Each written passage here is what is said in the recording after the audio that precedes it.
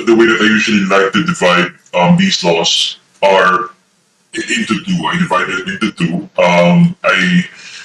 I see them as parang one set are the laws that are about the design of buildings, and then the other set is about the practice of architecture. Okay, the ones that are about the design of buildings are obviously the building code, the fire code, the accessibility law, BP 220, PD 957, and then the other set, the laws that are about the practice of architecture are the prof or the professional practice laws. Now, starting with RE 9266, the Code of Ethics natin, standards of practice, etc. So, anyway, we're going to start with RE 9266 today, Republic Act 9266, or the Architecture Act of 2004. Okay, so I'll just begin.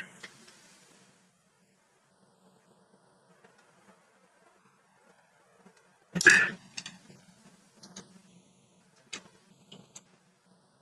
So, intro module muna, quick introduction of the law, quick introduction of the Architecture Act of 2004. RE 9266 is the Architecture Act of 2004. It replaced the old Architecture Act, or RA 545.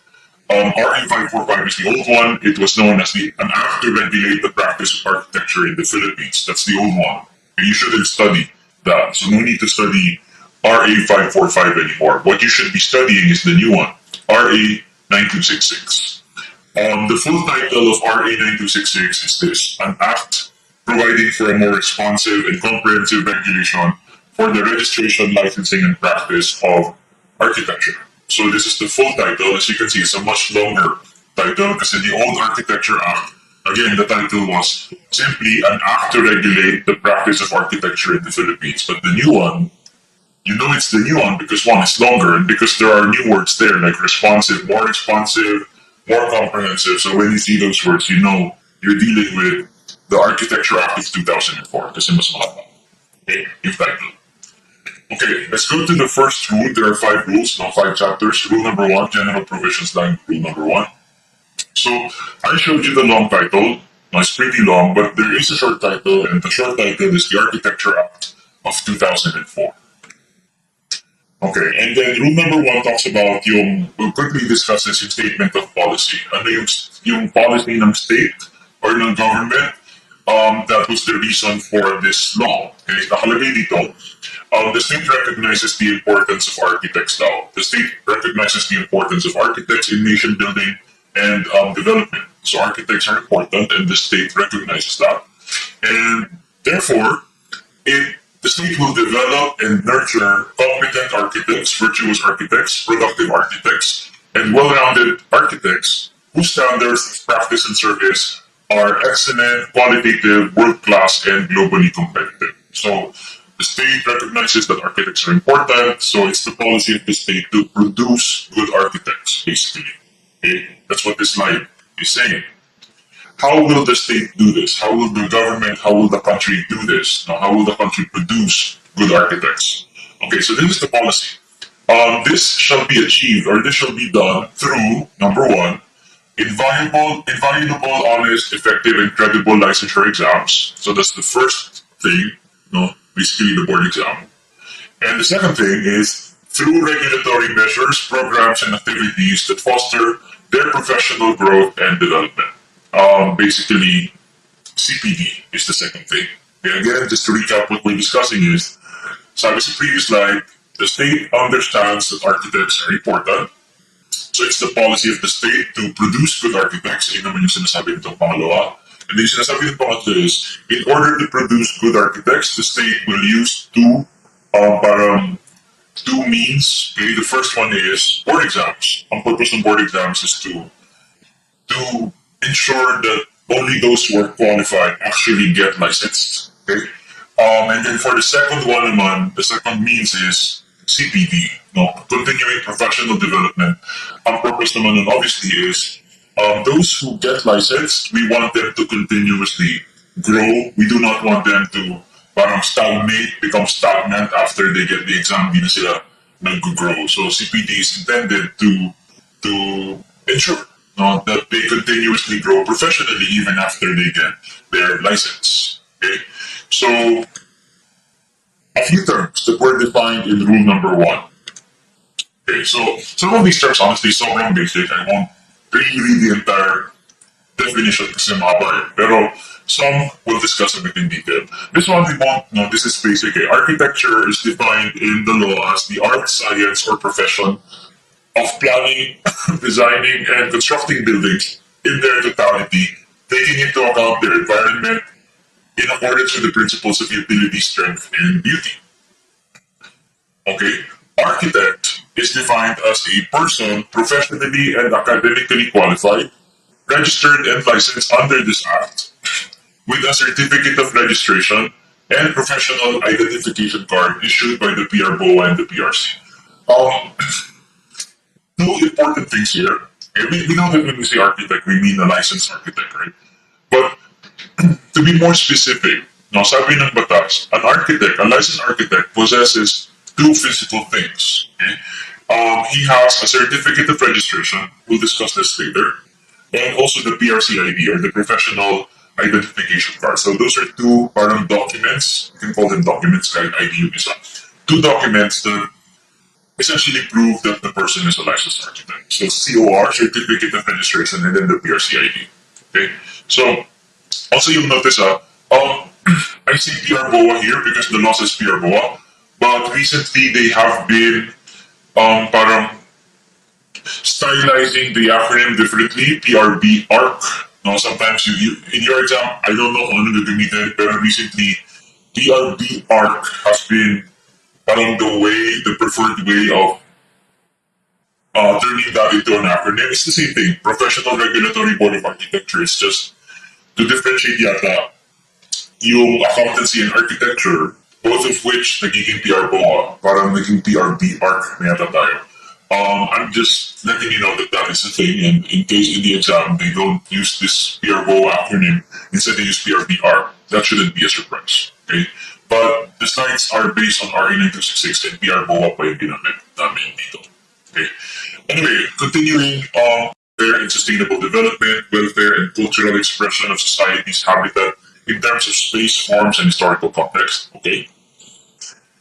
Okay, now let's define the term architect of record. It's a specific kind of architect. Okay, when we say architect of record, we're referring to the architect who is directly and professionally responsible for the total design of the project for the client, and who shall assume the civil liability for the plans, the specs, and contract documents that he or she has signed and sealed. So basically, the architect of record is the author of the design. Now, siya yung directly responsible for the design of the project. And as author of the design, siya yung nag-sign and seal ng plano. And siya rin, obviously, yung mag-assume ng liability, yung civil liability that we discussed last week. Yung civil liability, siya yung mag-assume kasi siya yung parang architect of record.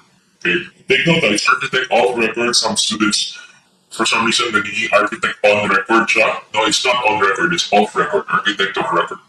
Okay? Anyway, so that's architect of record, or AOR.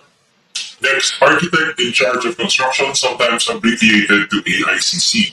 The AICC, or the architect in charge of construction, is the architect who is directly and professionally responsible and liable, not for the design, but for the construction supervision of the project. So in the building code last week, we talked about how the building code requires the owner of the building to hire a full-time construction supervisor. You know, sabi pa ng building code, this supervisor must either be an engineer or an architect, either architect or engineer. If the owner hires an architect to do that job, then the architect who is hired is the AICC, architect in charge of construction. Okay. Next, consulting architect. We might encounter this as well. A consulting architect is an architect who is professionally and academically qualified with exceptional or recognized expertise or specialization in any branch of architecture. Again, basically a licensed architect na merong expertise, merong specialization, and because of that expertise or specialization, kinukuha siya as consultant. Okay, so yeah, that's the consulting architect. Okay, very quickly, the law right away says this. The consulting architect assumes no civil liability under Article 1723 of the Civil Code. That's the default rule. Again, the default rule is Walang civil liability yung consulting architect, unlike the architect of record. And for me, unlike the AICC, kasi for me, the way I read Article 1720 of the Civil Code is potentially pwedeng mag-civil liability yung architect in charge of construction. But anyway, we're talking about the consulting architect here. Wala siyang civil liability, consulting architect lang siya. By default, no civil liability unless, and this is the exception, this is the only time na pwede siya magkaroon ng civil liability, unless the consulting architect attempts or succeeds to interfere or contravene the legal and professional functions of the architect of record. The only time na pwede siya magkaroon ng civil liability is kung kumbaga na parang naagaw niya, no, naagaw niya yung function ng architect of record. No, if the architect of record was contravened enough, no, na parang hindi na siya yung author ng design, parang lumalabas hindi niya nag-design yung nasunod, design ng consulting architect. If this can be proven, then yeah, pwede siyang magkaroon ng civil liability. But assuming na walang anything like this, na walang ganito, because this is not normal, no, yung inaagaw niya yung sobrang sinasapawan niya yung architect of record. This is not parang it's not supposed to be like that. Assuming hindi naman yan mangyayari, wala dapat civil liability. Si consulting architect, that's all we're saying. Okay. Other terms, general practice for architecture. This term, no, the general practice refers to the act of planning and architectural designing, structural conceptualization, specifying, supervising, and giving administration direction to the erection of buildings, enlargement, or alterations of buildings. Okay, the general practice of architecture also refers to the scientific, aesthetic, and orderly coordination of all of the processes that enter into the production of a complete building. So here they're just describing generally ano ba yung practice of architecture. So parang very broad definitions yan of the practice of architecture. When we say board in the law, we are referring to the Professional Regulatory Board of Architecture. Again, we used to abbreviate this as PRBOA, but recently they have been abbreviating it as PRBARC, to ensure no walang confusion kung architecture bar or accountancy. I think that's the reason. Okay, so maybe in your exam, PRBARC na siya. In any case, this is the full meaning. No, this is the meaning. Professional Regulatory Board of Architecture. When we say commission, although we'll never say commission, but yeah, when you see the word commission, it's the PRC, the Professional Regulation Commission. Service agreement is the contract, a duly notarized written contract stipulating the scope of services and guaranteeing compensation for the services to be rendered by an architect. Basically, this is yung kontrata between the architect and the client. Kontrata between the architect and the client. Nakalagay, there are many things in this contract, no? But two of the most important contents are the following. Dapat nasa kontrata yung scope of service, ano exactly yung gagawin ng architect, and nasa kontrata rin yung compensation. Ano exactly yung ibabayad the architect in exchange for the services. Okay. Next, IAPOA is the integrated and accredited professional organization for architects. Dapat mayroong word na for architects yan. So that's the A and the N is for architects. Yeah. Okay, so that's the IAPO, Integrated and Accredited Professional Organization for Architects. This is the existing national, official national organization for all architects in the Philippines, in which all architects are members without prejudice to membership in other associations. Basically, we have a national organization. It's the official, there's one official national organization. All architects are members, all architects must be members. When you get licensed, you automatically become members of this organization. Yung part lang at the end that says, without prejudice to membership in other professional associations, all that means is, yes, you're required to join the IAPO, but you can join any other organization. You're not prevented from joining other organizations that you want to join. You can join as many organizations as you want. Anyway, the IAPOA, as you probably know, right now is the UAP. The United Architects of the Philippines is our official organization. Okay, CPD stands for Continuing Professional Development, a sustaining and progressive learning process that maintains, enhances, or increases the knowledge and continuing ability of architects. I think this is a pretty easy concept to understand what CPD is about. Okay. Architectural firm, when you see the term firm, we're referring to, it could be either a sole proprietorship, it could be a partnership, or it could be a corporation registered with the proper government agencies. So it could be those three things. Pwedeng sole proprietorship, pwedeng partnership, pwedeng corporation. So the word firm is a bit ambiguous, because it could mean any of those three things. Sole proprietorship is an individual architect practicing and delivering architectural services duly registered with the DTI, PRBOA, and the PRC. Sole proprietorship is when there is one architect who owns the firm or home, assuming it's a firm. One architect owns the firm. Okay, siya lang siya yung kumbaga principal ng firm, and siya yung nagsasign and seal ng plano. Siya basically yung parang author ng designs, right? Because he owns the firm, he's the architect of the firm, the principal. So that's a sole proprietorship. Hindi kailangan na mag-isa ka lang. No? Pwedeng may staff ka. It could be a big office even. You could have sobrang daming parang draftsmen and all of that. But the point is, if you're the sole owner, then it is a sole proprietorship. Okay? Partnership is when there's a group of two or more architects duly registered as a partnership with the SEC and also with the board. Okay, with the Board of Architecture, the PRBOA or the PRBR.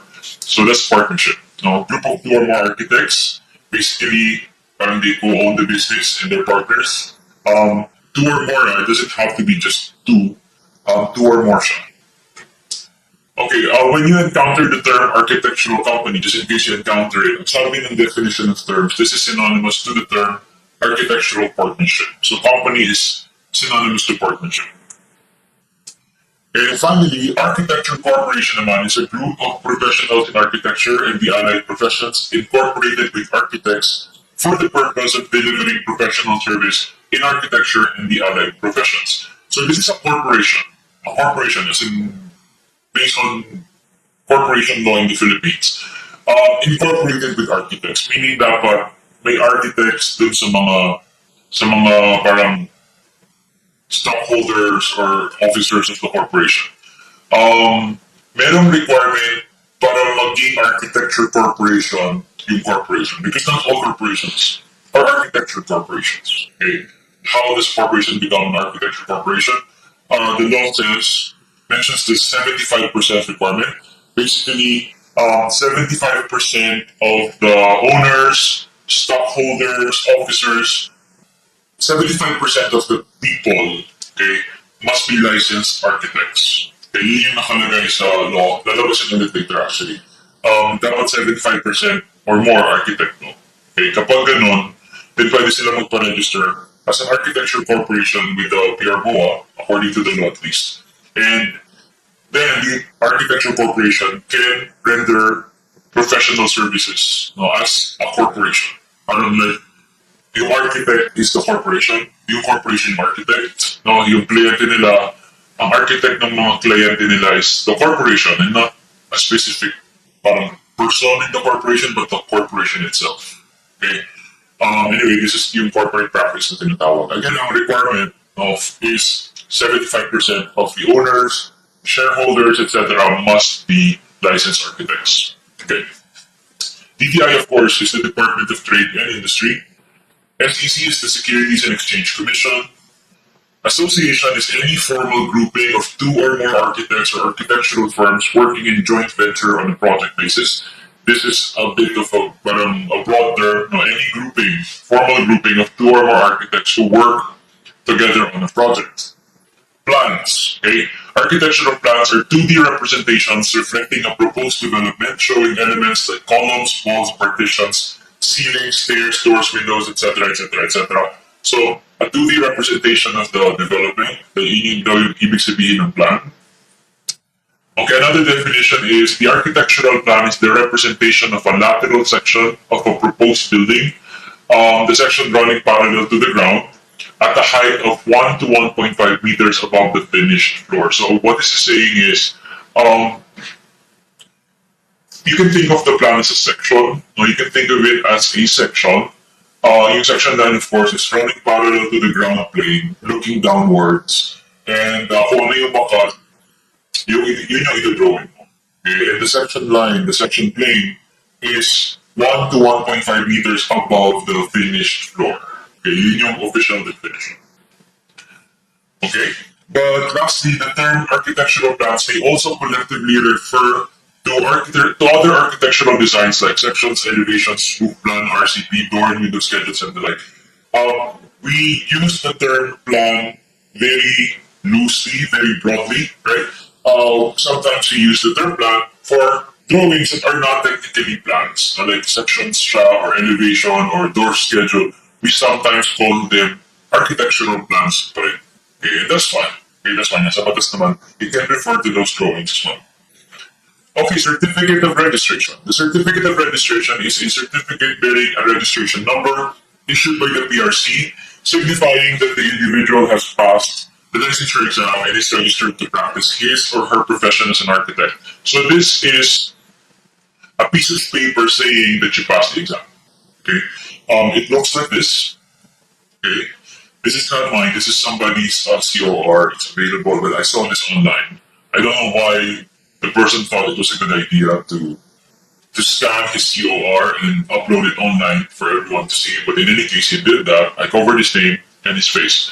But this is a teacher's COR, but our COR would look the same. So it's basically parang diploma yung itsura niya. No? Parang it's a piece of paper from the PRC. It says that, and nakalagay, be it known that, or dapat malaman na si blank ay nakatupad sa requirements, blah, blah, basically pumasa ka sa requirements, pumasa ka sa exam, for, in this case, professional na guro, professional teacher. In our case, nakalagay, architect yan dapat, architect, etc. So, this is the COR. Now, you're going to get this when you pass the exam. This proves that you passed the exam. Okay. Code of Ethical Conduct is a document that contains the norms and the principles governing the practice of the profession of architecture in the highest standards of ethical conduct. I think self-explanatory naman yung Code of Ethics or Code of Ethical Conduct. And besides, the next module is the Code of Ethical Conduct. So I'll just move on. Contract documents. The contract documents are essentially the contract between the client and the client and the contractor. FYI, no, kontrata siya. Contract documents. Kontrata yun between the client and the contractor. Bakit tayo nadadamay lagi pinag-usapan yung contract documents? Kasi tayo yung gagawa ng contract documents. I mean, that's really the thing that we do for the client is we prepare the contract documents. Ano yung laman ng contract documents? Madami. Right? This is not actually very complete, but sa RE 966 ang nakalagay. Kasama sa contract documents, general conditions, special provisions if any, drawings and specs, and other bid documents. Okay, so yun yung contract documents. We'll see a better definition later. Anyway, copyright. Copyright is the intellectual property rights retained by an architect over any architectural documents or architectural work that he or she prepares unless there is a written stipulation to the contrary. Okay? Basically, ito yung, parang we own our work, we own our design, we have copyright over our design. Tayo yung author, tayo yung may-ari ng design or ng architectural document or whatever work you did. No? So yun yung copyright, yung intellectual property right natin over our work. Okay, copyright includes the right to control the erection of any building that reproduces the whole or a substantial part of the work, either in its original form or in any form recognizably derived from the original. Basically, what they're saying here is, as copyright holder, as owner of the design, hindi dapat manakaw, hindi dapat makopya yung design mo. And kapag nangyari yun, no, if your design is copied or reproduced, whether in whole or kahit substantial lang or whatever, kahit modified form or whatever, may karapatan ka to control the erection of the building. Basically, may karapatan ka say to request na ipatigil yung pagtayo, pagpapatayo ng building na yun. No? Kasi tinopya nila yung design. That is part of copyright. That's what they're saying here. However, Copyright does not include the right to control the reconstruction or rehabilitation in the same style as the original of a building to which the copyright relates. Hindi kasama sa copyright yung karapatan to require the building owner to restore the building to its original look, to be restricted to the original design. Hindi yan kasama sa copyright. Like for example, you designed a house for a client and 5 years later, the client decided to renovate and change the facade significantly. Like binago niya yung kulay, binago niya yung elements, binabago niya yung look. You cannot tell the owner na you cannot tell the owner you can't do this. I designed this. This is not my vision. Binababoy mo yung gawa ko. You cannot do this. You have to stick to what I designed. That is not right. You cannot say that to the owner because that's not part of copyright. Okay? Basically because it's not your house. Okay? It's their house and they should be allowed to do whatever they want with their house. It's that simple. Okay? So ano yung part of copyright? Part of the copyright is your design is yours and it shouldn't be stolen. Okay? But the house is theirs and they can do whatever they want with their house. That's the short version of what we just talked about. Okay. Ownership is a different term. Okay. Ownership refers to the proprietary rights to an architectural work by a person who commissions the architect. The person who commissions the architect is the owner. Okay, basically yung client. No, that's the client. The proprietary rights to an architectural work by the client. Yung karapatan ng kliyente na gamitin yung design. Ownership of an architectural work shall only be confined to the use of the documents for the execution of the work for one or the original project. Basically, let's simplify this a bit. Ownership refers to the right of the client to use the design. Because the design is not owned by the client. You know? We just said the design is owned by the architect. Sinabi natin yun. Now what we're saying is, can the owner use it? Yes.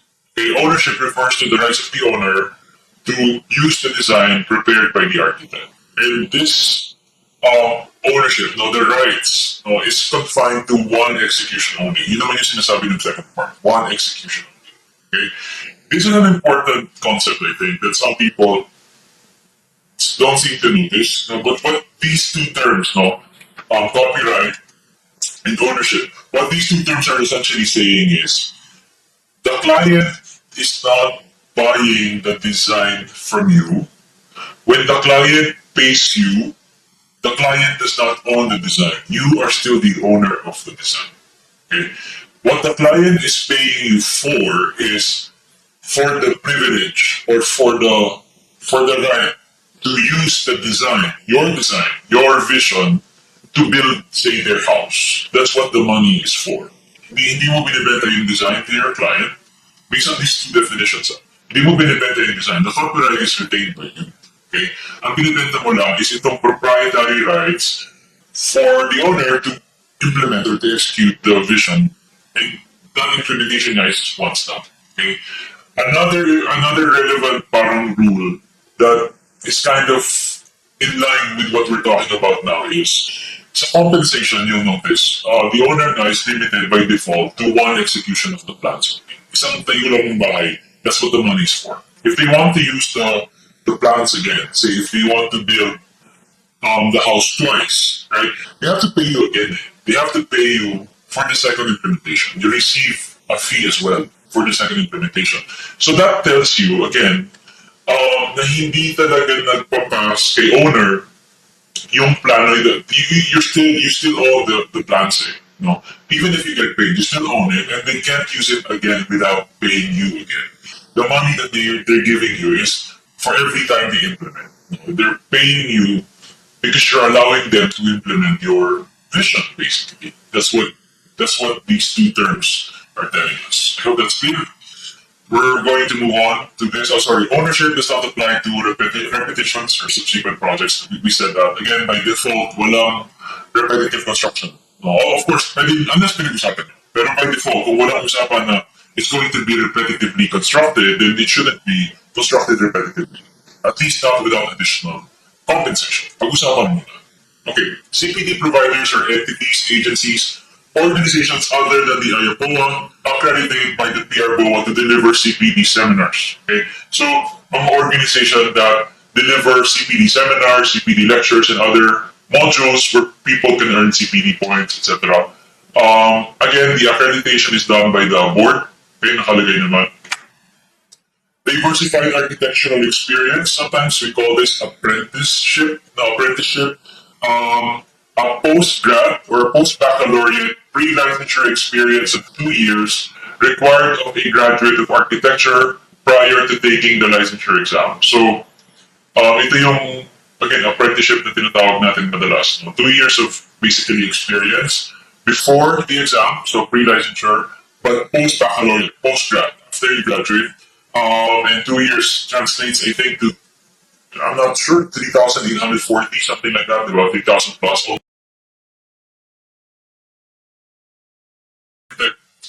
With a license from another country. Filipino counterpart is the local Philippine architect partnership or corporation that must work in association with a foreign architect on a project on Philippine soil. Basic concept ito is, if a foreign architect will render services here, the law requires that the foreign architect must work with a Filipino counterpart, a local architect, who will work alongside the foreigner. Ang idea is, okay, sige, sabihin natin yung concept, mabilis. The idea kasi is, we allow foreign architects to render services here because they know something that we do not know. They have a technology that we do not have. They have an ability that we don't have. They can do things that we cannot do. So that's why we allow them, supposedly, that's the reason why we allow them to work here. The requirement, yung Filipino counterpart requirement is, ang purpose naman ito is to ensure na whatever skill, whatever technology, whatever knowledge they have that we don't, matatransfer dapat kay Filipino counterpart. The purpose is Filipino counterpart to parang be involved enough that they will learn to do what it was that we initially couldn't do. And so the next time that we need someone to do the same thing, we won't have to get the foreign architect anymore because the Filipino counterpart presumably would have learned that thing already. Okay, that's the idea behind yung Filipino counterpart requirement. The idea is really technology transfer. Okay, supposedly they'll learn to do it so that we won't have to get a foreigner again in the future. Okay, PRCID, Professional Identification Card. You're very familiar naman siguro with this. It's the ID basically. It's a document that bears your registration number, date of issuance, with an expiration date. It's due for periodic renewal. Every 3 years, subject to the payment of fees, etc. And that's one of the differences between this and the COR. The PRCID expires every 3 years. You have to renew it every 3 years. Okay. SPP, will study the SPPs later, but SPP stands for Standards of Professional Practice. These are documents that define all aspects of professional service. They prescribe minimum basic fees. They establish the rights and the obligations of the architect and the client, etc. You'll understand this better when we get to the SPPs. Specialization is, I think, obvious. It's an expertise or special knowledge in architecture. Specialization is acquired through education or training or continuing professional development or experience. Okay, again, kapag may specialization ka, you can be hired as a consulting architect. Syllabi or syllabus, the outline of topics and concepts of major subjects to serve as basis for the test questions in the exam. So again, there is a syllabus of the exam, like the exam you're about to take.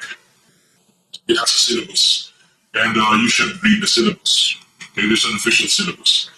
Technology transfer, I sort of mentioned this kanina in passing, but technology transfer is the transfer of systematic knowledge for the manufacture of a product, the application of a process, or the rendering of a service, and the transfer, assignment, or licensing of all forms of intellectual property rights. Essentially, yung pag-transfer ng knowledge from one to another. Knowledge about what?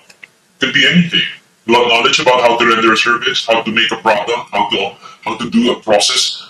Technology transfer. And it's an important term because, again, this is oftentimes the justification for allowing foreigners here. Presumably, technology transfer now. We benefit from allowing them to work here because we acquire their skills and technologies. We're now going to discuss rule number 2, which covers the PRBOA. Again, PRBOA, which I right now baka stylize in the name is PRBR. Okay, so let's start with the requirement for the board. No, this is the Board of Architecture essentially. So RA 9266 requires the creation of the board, the Professional Regulatory Board of Architecture. The board is a collegial body under the supervision, under the control of the PRC, and the board of architecture is composed of 3 members, well, 3 persons. Okay, 3 persons, one of whom is the chairman, and 2 of whom are members. So they are appointed by the President of the Philippines from a list of 3 recommendees, chosen from a list of 5 nominees for each position submitted to the PRC by the IAPO. So basically here, you'll see now the process of selection. Okay? So there are 3 positions, right? One chairman and 2 members.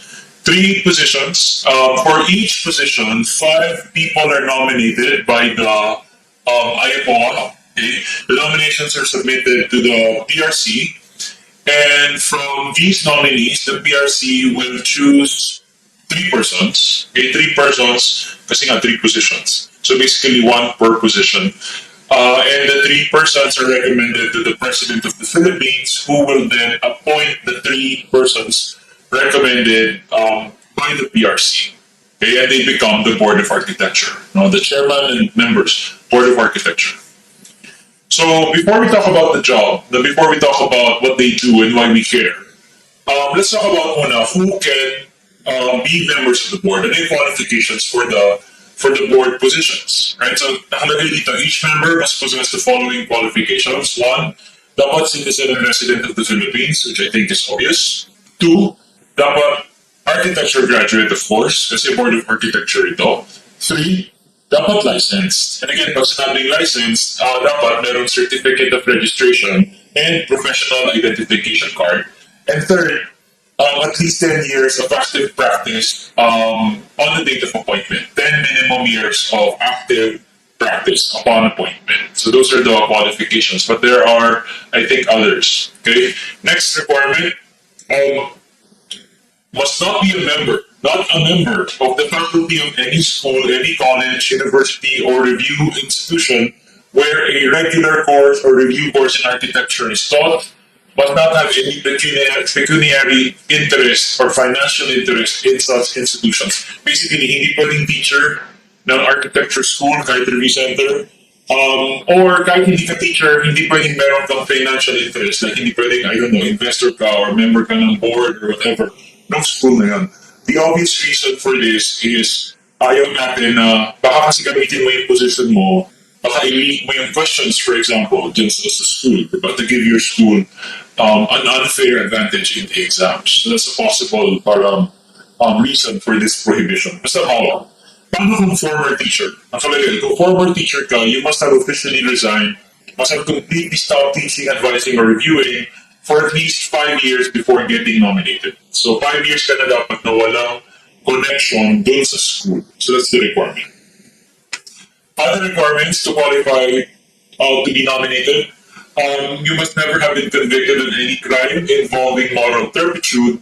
And ito importante yung last, you must not be an officer, not an elected officer of the IAPO and other professional organization for architects. Hindi pwedeng officer ka ng UAP, which is the IAPO, hindi pwedeng officer ka ng other organization for architects. Okay? Member, okay lang. Pero officer, hindi pwede.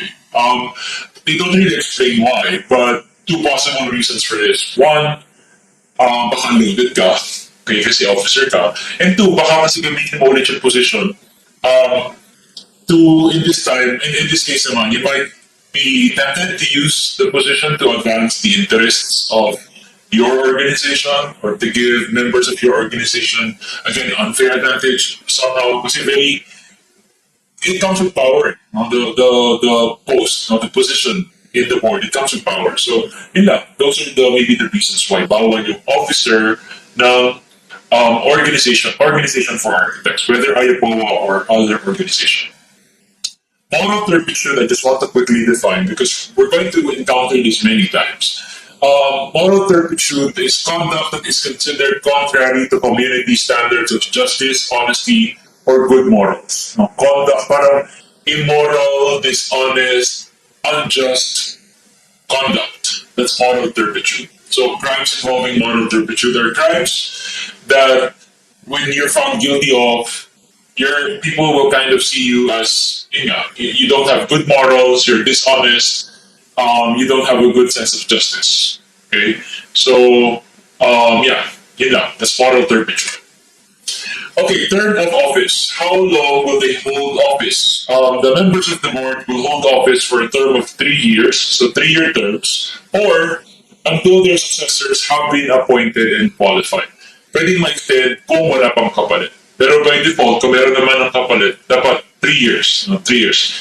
If there's any vacancy occurring within the term of a member, it shall be filled for the unexpired portion of the term only. So, for example, you were appointed as member, you have a 3-year term, but hindi mo natapos, nagawa mo lang in 2 years, yung last year you have to resign for personal reasons.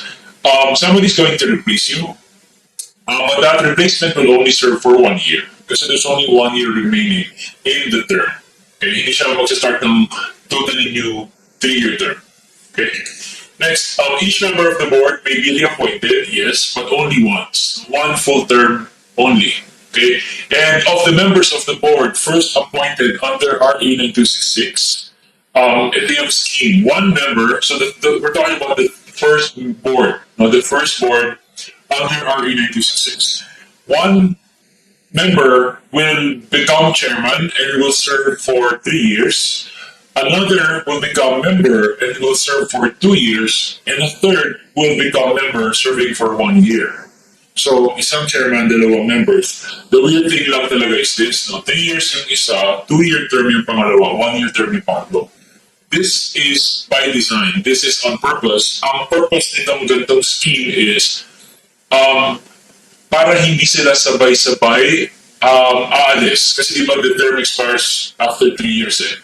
Ayaw natin na lahat sila nag-start at the same time and then they will end at the same time. So lahat sila aalis at the same time and papalitan at the same time. This scheme ensures na only one person will leave every year, only one newbie will come on board every year. Kasi after 1 year, at least may kapalit. But two members, these two will remain. So may isang baguhan, dalawang old-timer. And then the following year, ito naman yung aalis.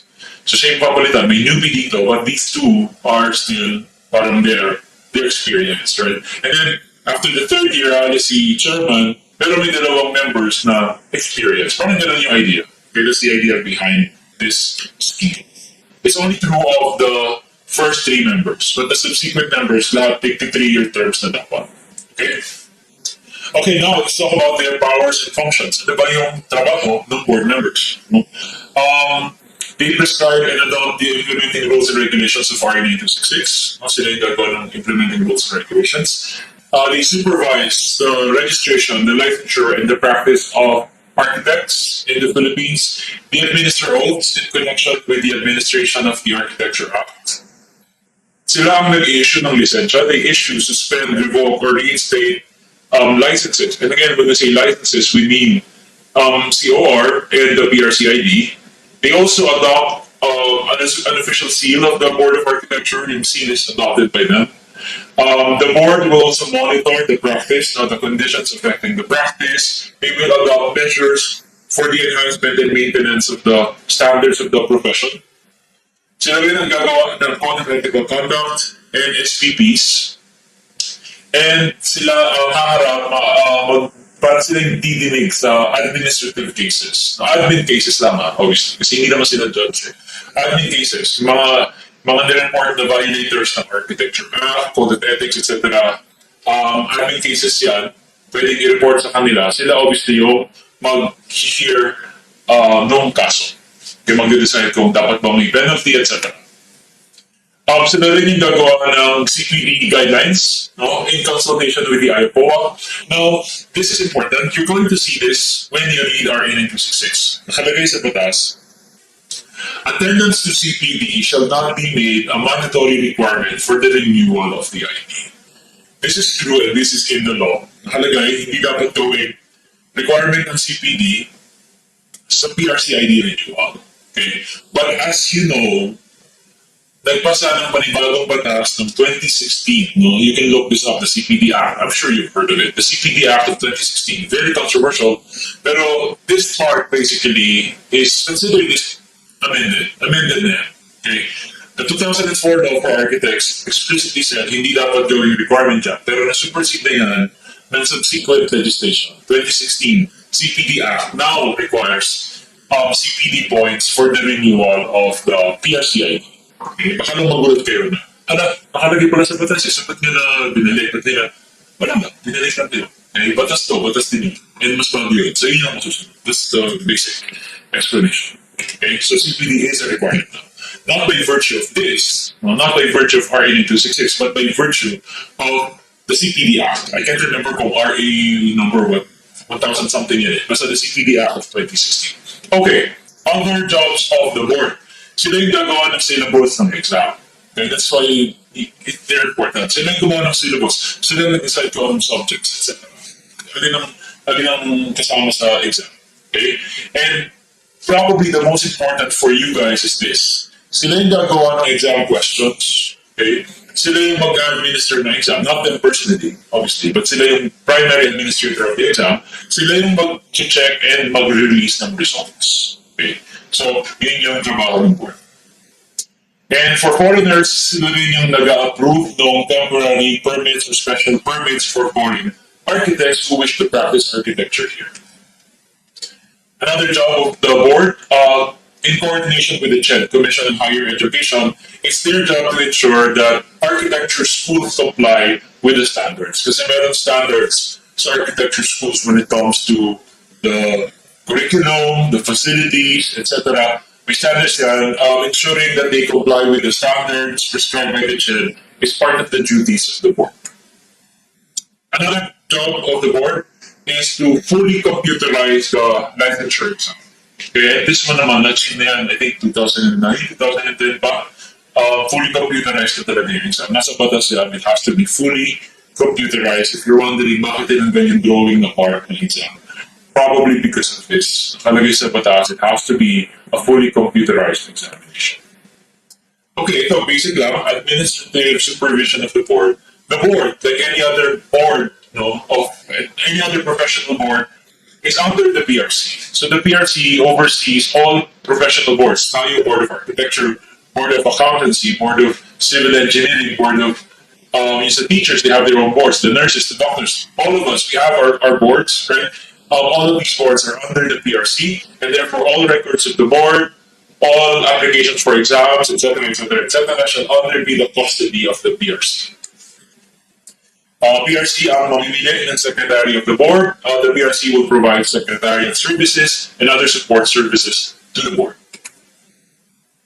Okay, now let's talk about the grounds for suspension of the PRBOA members. Okay, ano yung pwedeng maging dahilan para matanggal sila sa posisyon? Okay. First, let's quickly mention lang na it is the President of the Philippines who has the power to suspend or to remove members of the board from their positions. Kasi siya din naman yung nag-appoint, diba? If you remember. Siya yung nag-appoint, so siya din ang pwedeng magtanggal. Pero ang more important is, ano yung grounds to suspend or to remove members of the board from their positions? Ito yung reasons. One, super basic, neglect of duty or incompetence. Either you are not doing your job or you cannot do your job. No? Either way, grounds them to suspend or remove you from office. Next, you violate the law or you tolerate violations of the law. When we say law, we mean Architecture Act, Code of Ethics, SPP. Ikaw mismo yung nag-violate or you're tolerating violations. Pwede kang ipatanggal sa posisyon. Next, you were found guilty of a crime involving moral turpitude. Pwede kang tanggalin sa posisyon. Ito obvious din. You manipulated the exam, you rigged the exam results, you leaked the exam, you disclosed secret and confidential information about the questions, you tampered with the grades. All of this, obviously, grounds to remove you from position.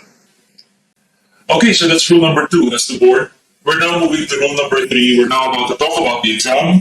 Licensure, how to get licensed, how to become licensed architects. Okay, the law says that the examination is required. No, it's very simple. Nakalagay dito, lahat ng gustong maging arkitekto dapat pumasa sa exam. Wala siyang minimension na ibang way.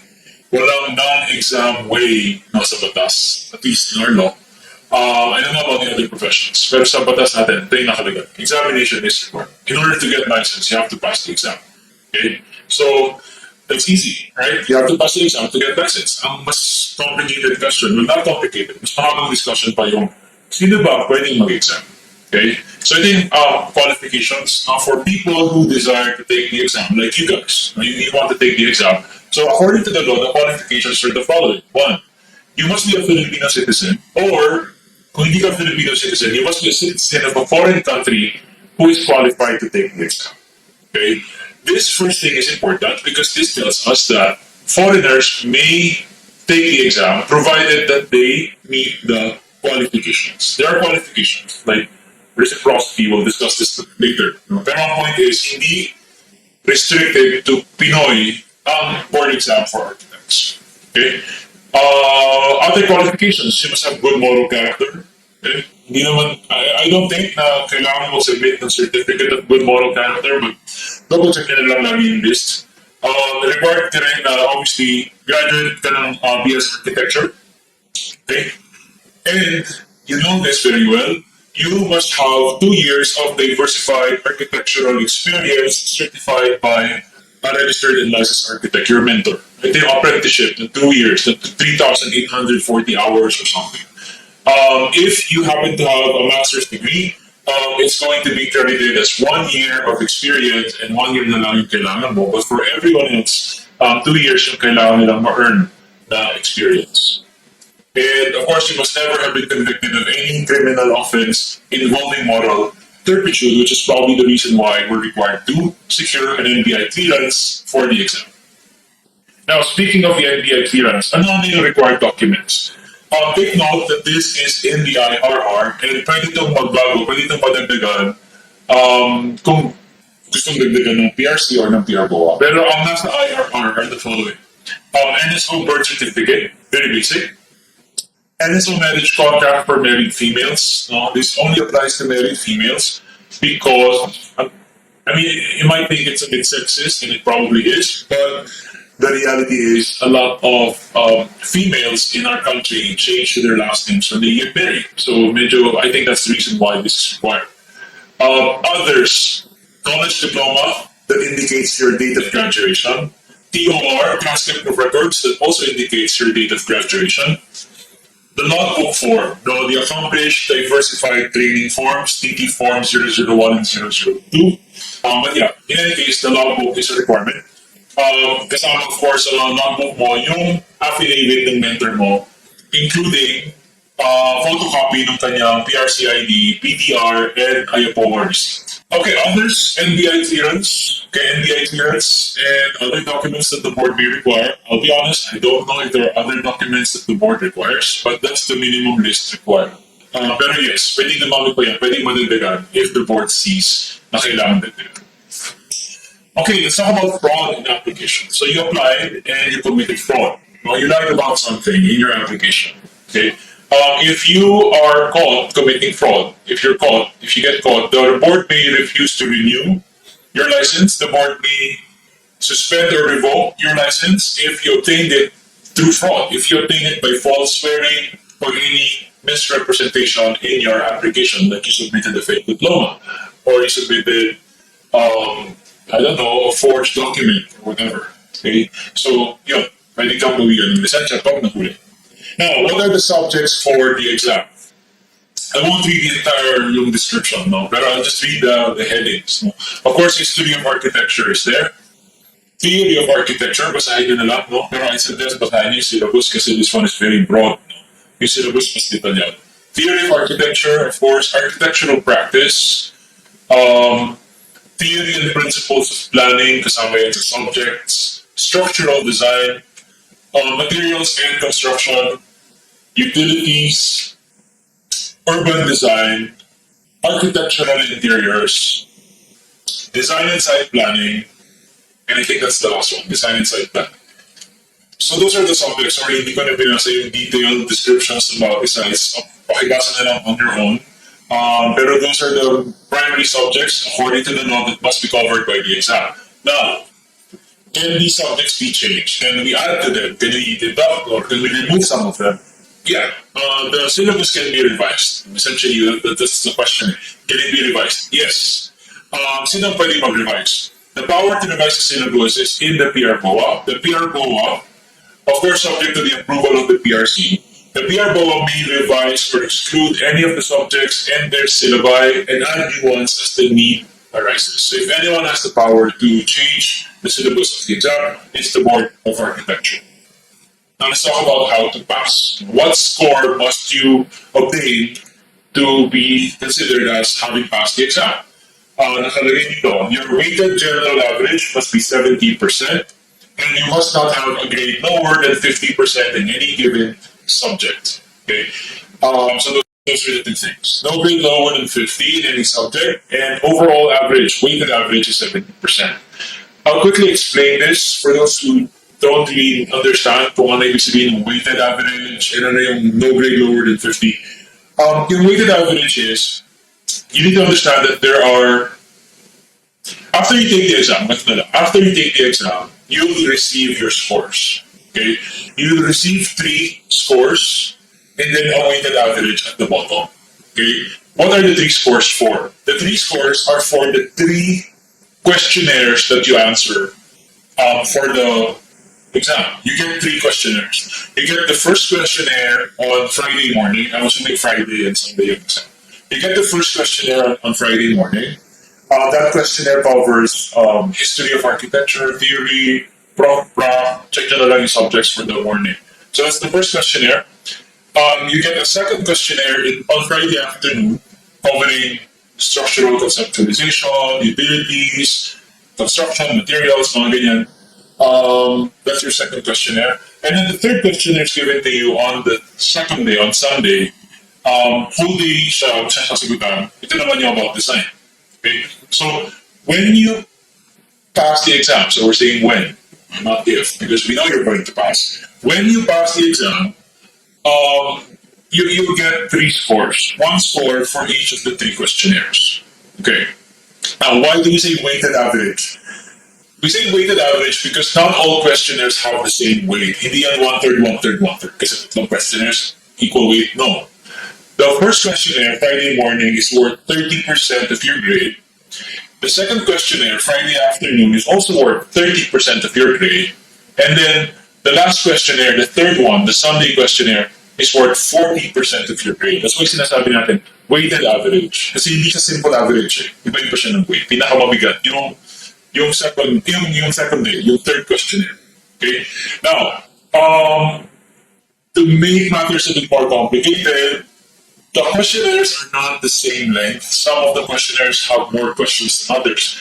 The past few exams, the shortest questionnaire is usually the Friday morning questionnaire. And then ang weight niya is 30, 30, 40. Okay?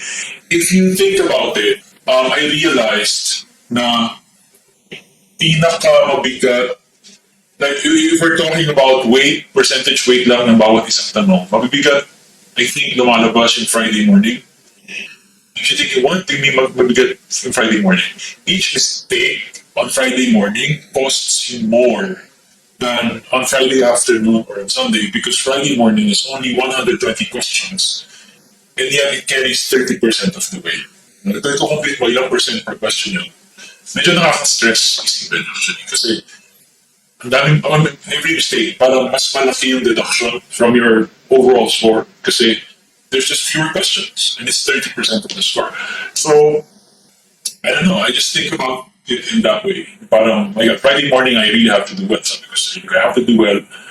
Obviously, you don't want to make mistakes, right? But if you're going to make mistakes and you will, maybe try not to make them on Friday morning, I guess, because mas malaki yung deductions. Mas mabilis bumaba yung score on Friday morning than in the afternoon or on the second day. Kasi mas 29 questions. So that's one thing. Anyway, ano yung no grade lower than 50% in any given subject? Common presumption here, although this is just a presumption kasi hindi naman nila in-explain. The common presumption is um, hindi pwedeng mag-below 50 doon sa 3 scores. You're going to get 3 scores for the 3 questionnaires. Ang weighted average nila dapat 70 or more, but then nothing lower than 50 either. Okay? For example, if Friday morning mo 90% ka, tapos Friday afternoon mo 90% din, pero yung second day mo naman is 49%. Hindi ko alam kung ano yung weighted average mo. Pero auto-fail ka na. Bagsak ka na agad because one of your scores is less than 50. No matter what your overall average is, your weighted average is, kahit pa napakataas niyan, kung meron kang less than 50 in any one of them, bagsak ka na agad. So you have to ensure na hindi ka mag-less than 50 in any subject. Right? And itong requirement na to, when I was thinking about this for my exam, doon ako naging medyo mas strategic kasi ang worry ko back then was baka mag-below 50 ako in one subject as babagsak ako. So, I thought about which subjects, which questions do I find difficult. Dapat may pangbawi ako doon. Okay? Yung concept ng pangbawi is, kunyari kinakabahan ka, mahina ka sa history. Okay? Ako. Worry ko back then was baka mag-below 50 ako in one subject as babagsak ako. So, I thought about which subjects, which questions do I find difficult. Dapat may pangbawi ako to. Okay? Yung concept ng pangbawi is, kunyari kinakabahan ka, mahina ka sa history. Okay? Ako. Worry ko back then was history, utilities, ganyan. The usual stuff. Kasi those things, napaka-broad na I was worried about history. So I knew I had to do well in Prof. Prac. Why Prof. Prac specifically? Bakit Prof. Prac and Pangbawi's history? Because those two subjects are part of the same questionnaire. I don't want to score lower than 50 in this questionnaire. So kung mahina ako sa history, dapat galing kay Prof. Prac. Okay? Kung mahina ako sa Prof. Prac, dapat galing kay history. Okay? Hindi pwedeng ang pang-rescue mo ng history is plumbing. Because plumbing is in a different questionnaire. Okay? It's in the Friday afternoon questionnaire. You have to think about the exam in this way. Okay? I mean, hindi naman like sobrang, ito na yung parang driving force mo, ito na yung parang mag-structure mo na yung studies mo based on this. But, kailangan mo siya consider. Okay? Because some students think, okay, medyo mahina ako sa ganitong subject, pero kaya ko namang bawiin with materials and construction. Okay? So we could have it, yeah, sure, panghatak yan. Pero, how about the other thing? Yung you can't score lower than 50. Okay? It's especially concerning if all of your weaknesses are in the same questionnaire. Like, parang you're good at these subjects and you're bad at these subjects, and all of the subjects you're bad at are the Friday afternoon questionnaire. Hindi pwede yun. Okay, kailangan galingan mo dun sa iba in the Friday questionnaire. Kasi yun nga, we're scared, baka mag-less than 50 ka na. Kahit ma-perfect mo yung dalawang questionnaire, kung lower than 50 ka na sa isa, auto-fail. So, yun lang. Okay? So, yun. I just explained this, take that as you will. Basta ako, ang main takeaway ko din was, dapat may pangbawi sa bawat subject ng each bad subject, dapat may good subject ako, no, in the questionnaire. Extra care, I guess, Friday morning. Kasi fewer questions in it. Extra care. The worst part about Friday morning is, I knew I had to do well, but it's also the first questionnaire, so it's parang you're the most kabado on Friday morning, so and that affects kasi how you perform. You're paranoid, kinakabahan ka, ganyan. So you probably are not going to do well on Friday morning. I knew that was going to be my lowest score, and it was. It was my lowest score actually. When I got my scores back, that was my lowest score. But yeah, you have to do well on Friday morning, and a lot of people kabado on Friday morning. So, anyway, good luck. I'm just glad I'm done with it. It's 7 years ago. I don't really care about it anymore. But I can imagine how stressful the idea must be for you guys. But anyway, everyone goes through the same thing. There's nothing special about you getting scared. If you're scared now, it's not the end of the world. We were all scared. Everyone gets scared. It's normal. Okay. Anyway, so yeah, suppose you pass. What happens? But after the exam, first of all, they must release the results, right? How quickly? Nakalagay sa batas, within 30 calendar days after the exam, dapat lumabas yung results. As you know, the board does not usually take this long to release the results. It's just a matter of days. Usually in less than a week, the results are out. So that's not an issue, this one. And ganito, some people might care about this because I cared about this. Nakalagay sa batas, after the results are released, the board will mail you, will send by mail to you, the rating that you receive at your address using the envelope that you submitted during the exam. One of the requirements for the exam, at least back then, was may envelope ka na isa-submit. And they're going to use that envelope to mail to your house, your address, your scores, your printed scores, right?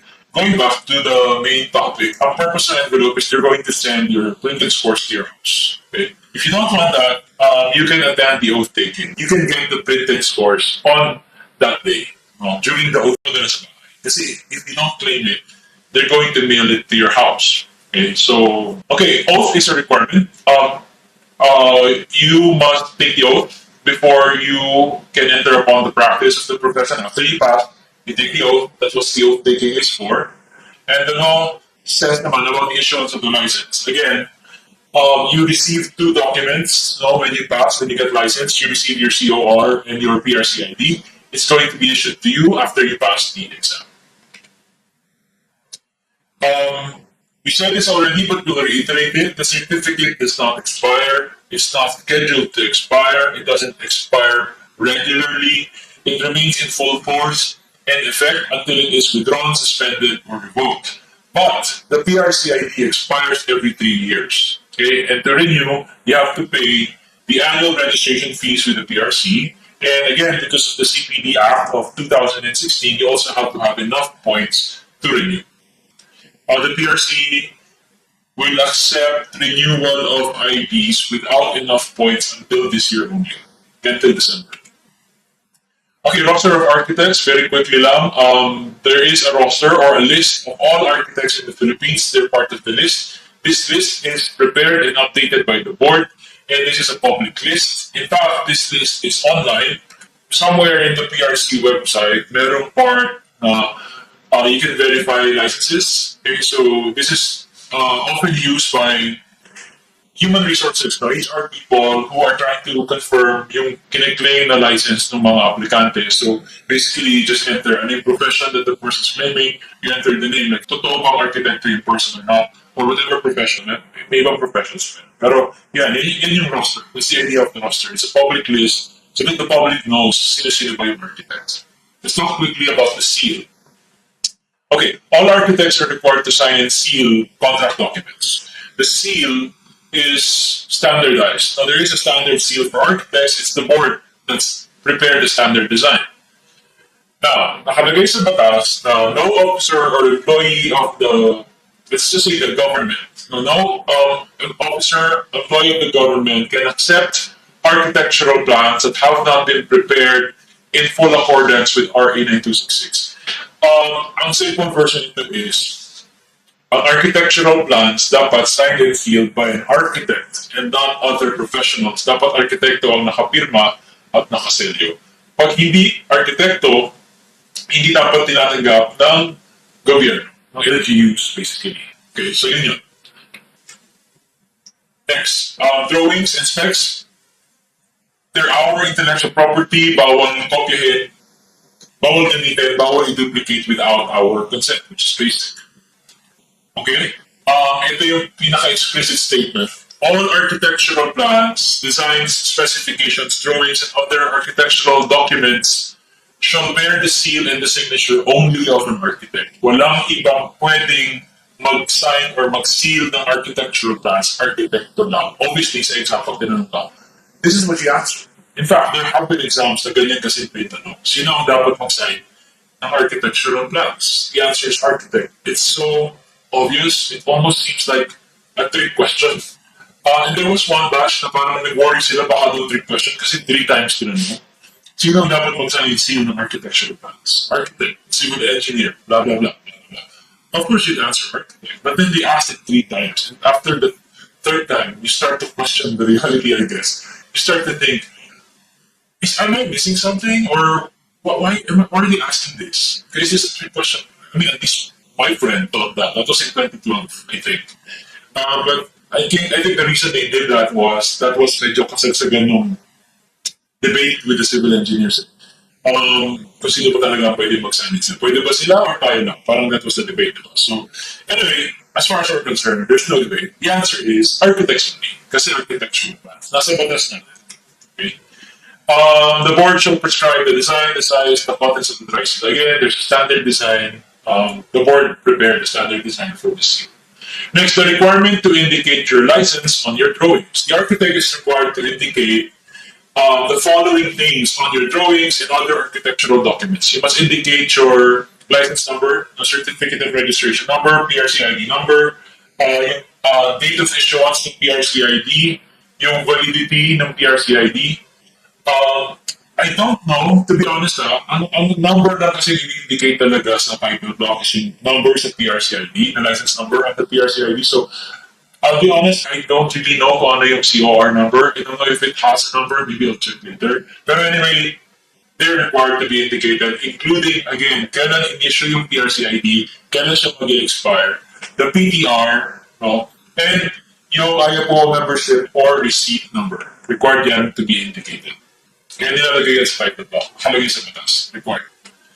Okay, refusal to issue a license. The board may refuse to give you your license, even if you pass the exam. Pwede hindi ka bigyan ng license in the following cases. One, you falsely swore or you misrepresented yourself in the application.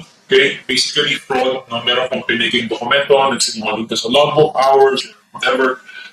Pwede kang hindi bigyan ng license. Second, you were convicted by a criminal offense involving moral turpitude, or you're guilty of immoral and dishonorable conduct. You are of unsound mind. These are the grounds. If you are not given the license, so you pass the exam but you weren't given the license, the board will send to you a written explanation why you were not given your license.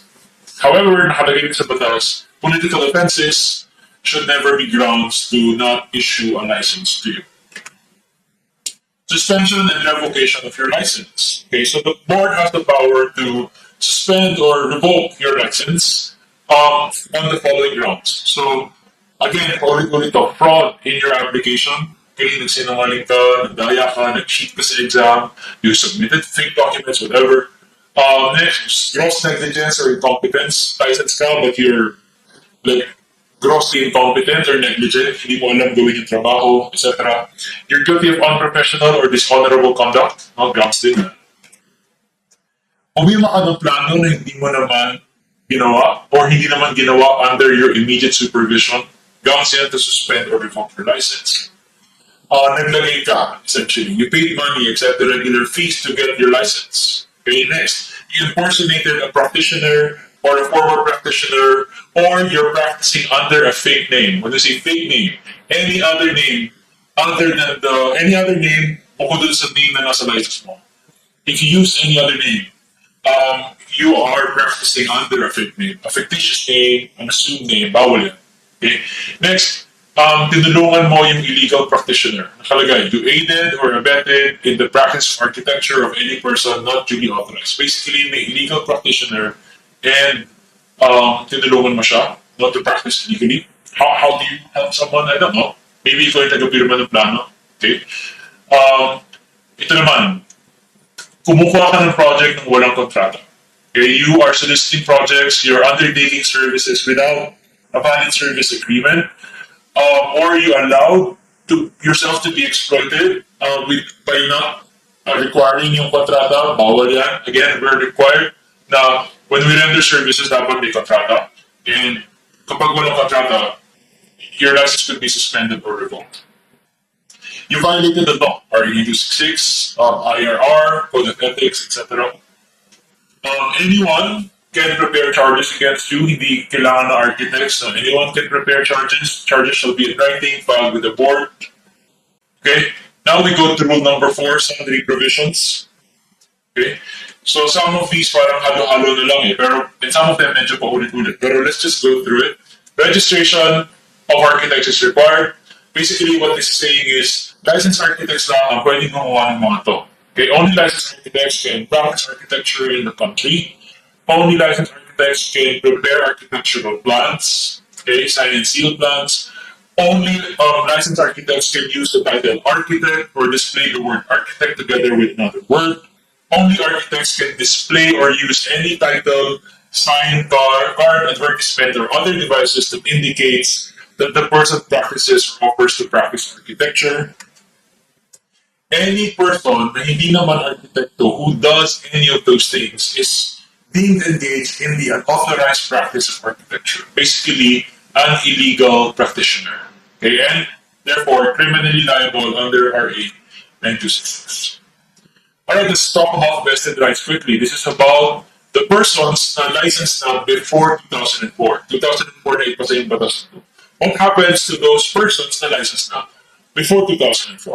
Nothing. Kalagay dito, all architects who were licensed at the time this law takes effect shall automatically be licensed under RA 9266. No additional requirements that they need to comply with. Reciprocity requirements, this is for foreigners. Paano kung merong foreigner na gustong mag-take ng board exam? Okay, nakalagay dito, any foreigner shall not be allowed to take the exam unless the foreigner can prove reciprocity. Ano yung reciprocity? Reciprocity is kung ano yung hinihingi niya sa atin, dapat binibigay niya sa atin ng bansa niya. Meaning, kung gusto niyo mag-exam dito for architecture, dapat allow din tayo mag-exam sa bansa niya for architecture. Nakalagay dito, he or she must prove that his or her country admits citizens of the Philippines to the practice of the same profession without restriction. Either pwede tayo mag-architectural services without restrictions, so no need for an exam, or kung may exam man, dapat pwede tayo mag-take ng exam. That's reciprocity. Kung gusto niyo mag-exam dito, dapat allowed tayo mag-exam sa kanila. Kasi kung hindi tayo allowed doon, di natin siya i-allow dito. That's the idea. Okay? This goes without saying, but that person's country must also recognize the diplomas issued by our schools. Okay? Paano kung wala pang reciprocity agreement, sila ang mag-initiate? Kasi sila yung gusto mag-exam dito, so sila ang lumapit at sila yung mag-strike ng agreement, sila yung mag-initiate ng agreement. Okay? Other documents for foreigners wishing to take the exam, standard documents lang to, pero official document from the Bureau of Immigration, saying na walang deportation order, basically. They are allowed to reside and enter the Philippines, reside here, their passport, POR, and other documents that the board may require for foreigners. Okay, let's quickly talk about CPD. The concept behind CPD is to ensure or to promote public interest, to safeguard life, etc., by ensuring that all architects maintain a program of continuing professional development. Okay? It is the IAPO's responsibility to develop a CPD program, so UAP ang gagawa ng CPD program. Okay, now we get to the prohibitions. Mga bawal gawin, mga mahigpit na pinagbabawal, pwede ka maging criminally liable kasi may penal clause. Okay, so the following are guilty daw of misdemeanor. So some of these are discussed natin. Pero ito, one, a person who practices architecture or who offers to practice architecture pero hindi naman pala licensed architect. Okay, bawal yan. Misdemeanor yan. Next, a person who tries to use the license of another to render architectural services. Bawal yan. Next, a person who submits forged evidence to the board to get a license. Basically, nag-submit niya na fake documento, fake documents, bawal yan, misdemeanor yan. A person who falsely impersonates another person, okay, misdemeanor. A person who attempts to use a revoked license or a suspended license, misdemeanor yan. A person who shall use in connection with his or her name any description that conveys the impression na architect siya. Hindi siya architect, pero dinidescribe niya yung sarili niya in a way na nagmumukha siyang architect. It sounds like architect siya, misdemeanor yan. Bawal yan. A person, Filipino or foreigner, who allows the use, adoption, implementation of plans prepared by an illegal practitioner. May illegal practitioner, gumawa ng plano, ano ginawa ng person? The person allowed the use of those plans, the adoption, implementation of those plans. Misdemeanor yan. This most likely applies to persons in the government, like building officials, for example, okay, na tumatanggap ng plano na hindi naman gawa ng arkitekto. Okay? A person who violates any of the provisions of the law, RA 9266, the Code of Ethics, etc. Misdemeanor. Okay, government employees who are not architects must not perform architectural works without the supervision of a licensed architect. If they do this, so that gumagawa ng architectural works without the supervision of a licensed architect, then they are illegal practitioners and they're liable criminally in RA 9266. In the same way, any public official who will cause a non-architect to perform architectural services will be guilty of misdemeanor under this law. Kanyari, inutusan ni Mayor yung mga empleyado niya to do plans. Instead na kumuha ng architect, pinagawa na lang niya sa staff niya na hindi naman architect. Guilty rin si Mayor. More prohibitions, okay? Nag-render ng service ng walang kontrata. Guilty of misdemeanor, administrative fine of 200, well actually, fine of 200,000 pesos or imprisonment or both. Hindi to administrative pala. And penalty yan sa court. 200K or kulong na or not more than 6 years or both kulong and multa. Okay, it shall be unlawful for any person or firm to seek to avoid the provisions of RA 8266 by having a representative or an employee seek architectural work in their behalf.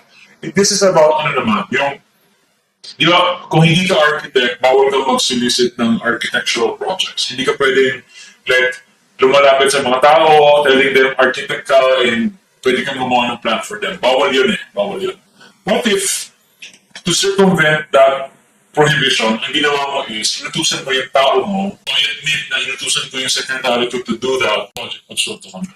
Okay? Signing and sealing of plans, you cannot seal plans na hindi mo gawa, or hindi gawa under your direct supervision. And this is just a reminder from the law, whenever you professionals, ang liability natin, of course, is just for the architectural plans. Wala tayong liability for, say, electrical plans, mechanical plans, and all of that. Ownership. Okay, this is section 33. Nakalagay sa section 33. This is the only section that tinatandaan ko yung section number. Section 33 says that drawings and specs and other contract documents signed and sealed as instruments of service are the intellectual property of the architect, whether the object or whether the project is executed or not, and therefore it's unlawful for any person to duplicate the drawings without consent of the architect. Ito lang yung part na sinasabi, we own the drawings, bawal kopyahin, bawal i-reproduce kasi it's owned by the architect. This is section 33 of the Architecture Act. You might notice na nilalagay yan sa title block ng mga drawing. The reason is, we're required to do so. Nakalagay sa batas, all architects must incorporate this provision in all contract documents and other instruments of service. Okay, next, non-registered persons shall not claim equivalent services. This is simple.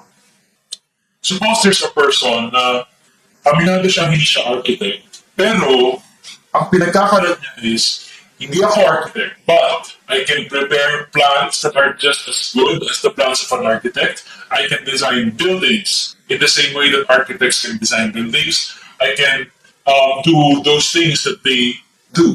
Okay, but I'm not an architect. Is there anything wrong with that? Yes, because what the person is doing is the person is claiming an equivalent service. No, sinasabi niya na hindi siya arkitekto. Hindi architecture yung ginagawa niya, but sinasabi niya, whatever he or she is doing is equal to the services of an architect. Bawal pa rin yan. Even if the word architect is never used. If you're claiming that your service is equivalent to the services of an architect, you're still breaking the law. Okay? Limitation to the registration of firms. Ito nasabi ko na kanina. I'll just get to the important part of it. Pwede ang partnership or corporation mag-render ng architectural services. Ang requirement is 75%, at least 75% of the owners, shareholders, members, incorporators, directors, etc. are architects. So this applies to partnerships and corporations. Okay, to become, parang kunyari for the corporation, to become an architecture corporation, dapat ma-meet yung 75% requirement. That's all that you need to remember about that. Okay, I'll move to the next. Temporary and special permits. Kung may foreign architect na gusto mag-render ng services here, dapat meron silang special or temporary permit. PRBOA ang mag-grant ng permit subject to the approval of the PRC. And again, these foreigners wishing to render services here must come from a country that also allows Filipino architects to render services there. Okay, this is reciprocity.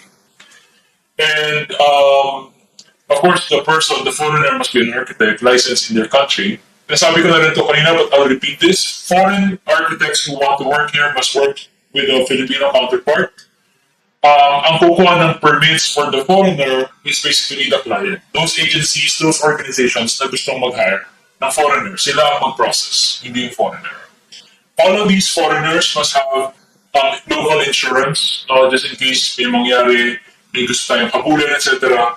May local insurance dapat. Local. Para madaling maghabol if kailangan habulin. And rule number 5, final provisions. Okay, this part is about the UAP or the IAPOA. The law requires all architects to unite under one national organization for architects. Okay, and this organization will be a non-profit, non-stock corporation with bylaws providing for a democratic election of officials. Any architect who becomes an architect, any person who becomes licensed architect, automatically becomes a member of this organization. This doesn't mean that you cannot join other organizations. Like we said earlier, you can join any organization you want. It's just that you are required to join this particular one. And again, the UAP is our current IAPOA. Pursuant to Board Resolution number 3, series of 2004, the UAP, or the United Architects of the Philippines, is our IAPOA, or Integrated and Accredited Organization for Architects. And that's why when you get your license, you become UAP members. Ano bang ginagawa ng UAP? Nakalagay sa batas, well, no, IAPOA muna pala. The IAPOA must be indicated in the plan. We said that earlier, we're saying it again. Okay, ano bang ginagawa ng UAP? Among other things, sila yung nag-nominate nga kapag may vacancy sa board. Sabi natin, they nominate 5 people per position. Sila yung gagawa ng CPD program, which we also said. Sila yung mag-endorse ng foreigners na nag-apply for temporary permits. Okay? Sila yung mag-check ng liability insurance ng mga foreigner na yan. They monitor compliance to RA 9266. Sila dapat ang nagpa-file ng complaint kapag mayroong illegal practitioners, kapag may violators of the law. That's their job. Okay? Ito generic na yung bandang dulo. This act does not affect other professionals. RA 9266, the Architecture Act, does not affect other professions. If there are other professionals, like the civil engineers, for example, if there are other professionals complaining about this law, and they do complain about this law, many civil engineers insist na yung clause saying only architects can sign and seal architectural plans. That's the particular clause to say that they have a problem with. If they're saying, uy, RA 9266 is preventing me from practicing my profession, what do we say to that? No, like the law explicitly says, the RA 9266, the Architecture Act does not prevent the practice of any other profession. Like if you're another professional and you feel like nabawasan ka ng trabaho because of this law, or pinagbawalan ka to do certain things because of this law, it's because those things should never have been done by you in the first place. Hindi ka ginagawa ng trabaho. It's just, that was never yours to begin with. Architectural plans should never have been part of your scope. No? Anyway, yun lang. This act does not affect other professionals. That's all this means. Enforcement is the duty of the PRC and the PRBOA to enforce the provisions. All law enforcement agencies, all officers of the government must assist the PRBOA in enforcing the law, the Architecture Act. And any person may complain kung meron silang nakikitang violators. Anyone can report violators to the PRC, the PRBOA, or other officers of the law. Separability clause, this is the last one. Kung meron mang ma-declare na unconstitutional or invalid na provision in RA 9266, the rest are not affected because these clauses are separate. Kung gusto mong i-declare na unconstitutional yung buong RA 9266, then you must do so section per section, provision per provision, kasi they're separate. Just because one becomes unconstitutional doesn't mean that the others automatically become unconstitutional as well. Repealing clause, again, this repeals the old Architecture Act, RA 545.